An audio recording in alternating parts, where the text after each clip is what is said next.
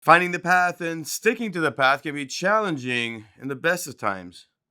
I don't know if you've noticed, but there's chaos everywhere. Let's talk about it. Roll it.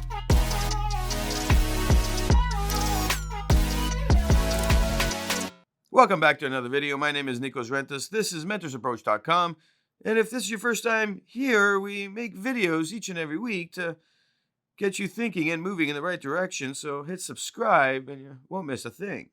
Finding the path and sticking to the path. These are two things that are incredibly challenging to do. On the first, you need to figure out what you want to be doing. On the second, you got to figure out how to continually do it to get momentum and keep going so you can achieve that mission and purpose you're on. And with everything happening out there, well, this is incredibly challenging. You have so many things occurring and you're sitting there wondering, well, what's the future looking like? I think everybody is in this mindset. However, some are positive and others are negative.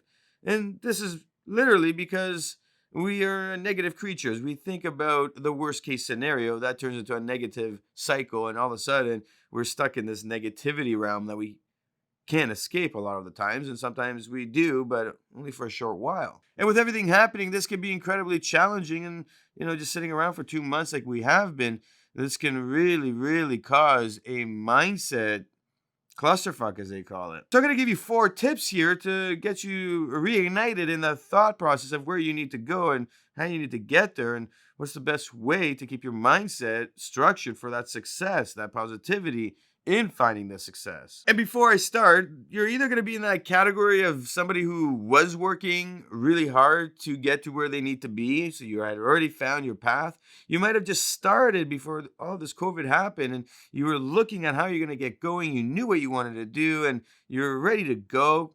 We had New Year's resolution not too far before, so that's evident, might have been there. Or you were stuck in that 9-to-5 grind with a million problems and you're going, I need change, but it's bloody hard. In either case, let's look at this in terms of return on investment. Your time, energy, and money. Time, energy, and money plays a critical role here because you are investing that.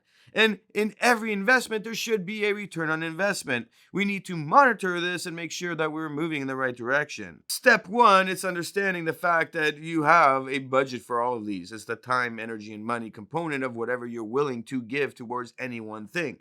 We're going to write this down and tell ourselves, hey, this is what I'm willing to give. Make sure you have it there so you know, so you're not spending more or less than what you've budgeted. See, the budget's the critical thing in anything we do, so this is the number 1 critical step. Number 2 is looking at eagle eye view.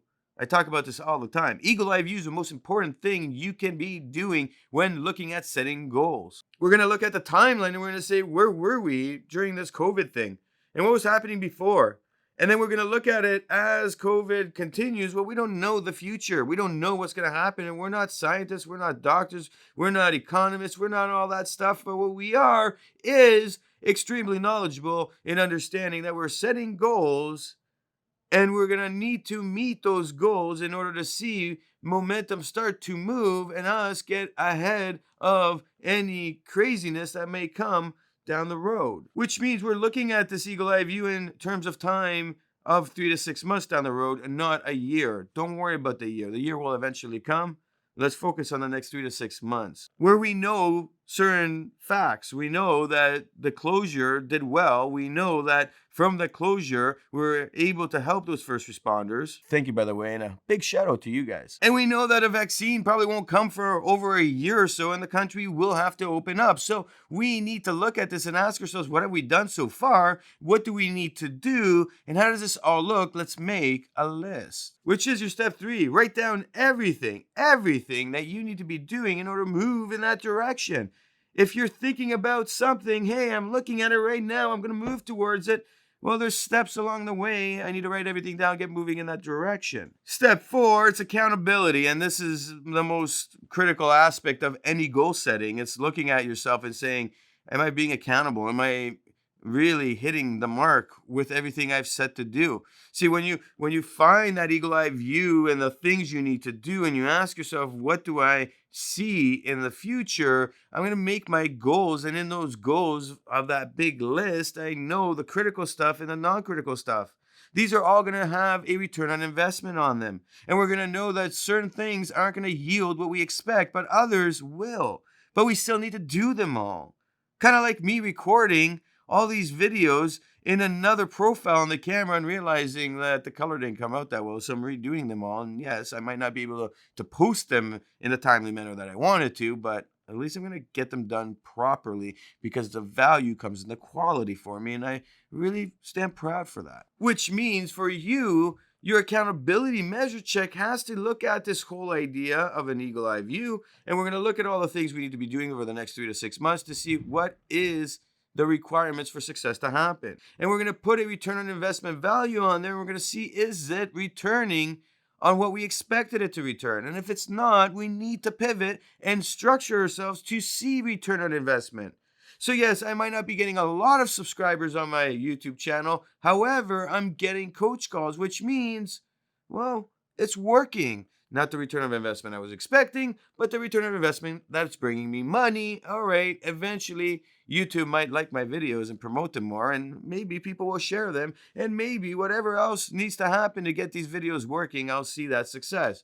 But right now, my return on investment is going well, so keep doing. Can I add more time, energy, and money into this? Of course I can, of course. However, the question is, what is the return, and what am I getting for it?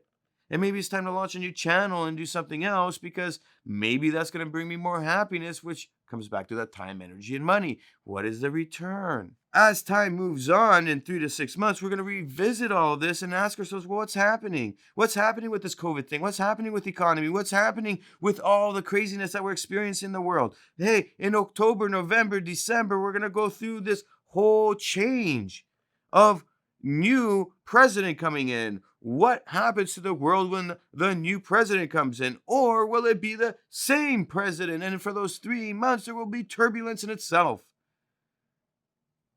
We shouldn't care as much on that future because that future isn't here yet.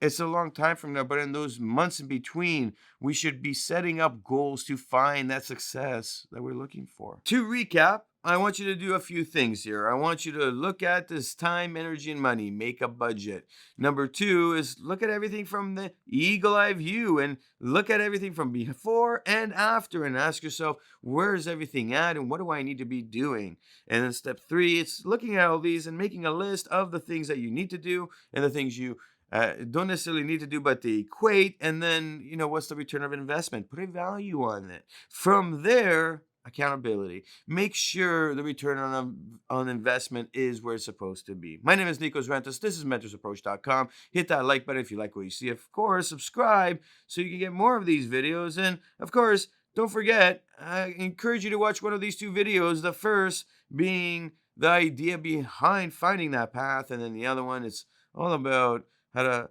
maintain that path. I think in times like this, they would both be very helpful.